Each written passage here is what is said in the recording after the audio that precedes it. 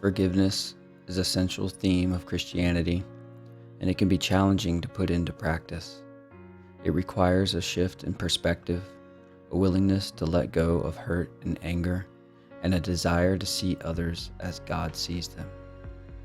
In this devotional, which is part 4 of a 5-part series on forgiveness, we will explore how the heart of forgiveness is learning to see others through eyes of love, and how this is a transformational experience that can bring deep healing and wholeness.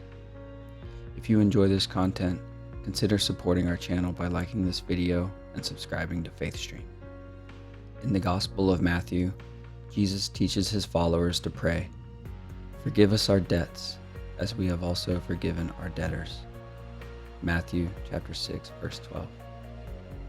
This prayer acknowledges that we have all fallen short and that we all need forgiveness, but it also challenges us to extend that same forgiveness to others. One of the most profound examples of forgiveness in the Bible is the story of Joseph and his brothers.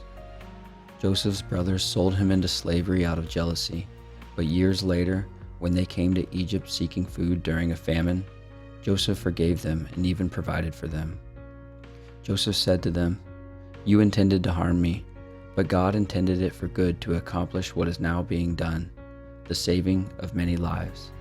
See Genesis chapter 50, verse 20. Joseph chose to see his brothers through the eyes of God, as people who were capable of change and redemption. Forgiveness is not easy, but it is essential for our own well-being and for the well-being of our relationships. When we hold on to grudges and resentments, we carry a heavy burden that can weigh us down and hinder our ability to connect with others. Forgiveness allows us to release that burden and to experience the freedom that comes with letting go. In order to cultivate a heart of forgiveness, we must first acknowledge the hurt that we have experienced. This can be a painful process, but it is necessary in order to move forward. We must also acknowledge that the person who hurt us is a human being just like us, who is capable of making mistakes. This doesn't excuse their behavior, but it does help us to see them as someone who is worthy of love and compassion. Next, we must choose to let go of our anger and resentment. This is not always easy, but it is necessary if we want to experience the healing power of forgiveness. We can ask God to help us let go, to give us the strength to release our grip on our heart, and to trust that He will bring justice in His own way and time.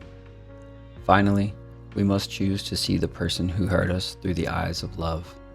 This means seeing them as someone who is loved by God, someone who is capable of change, and someone who is deserving of our compassion.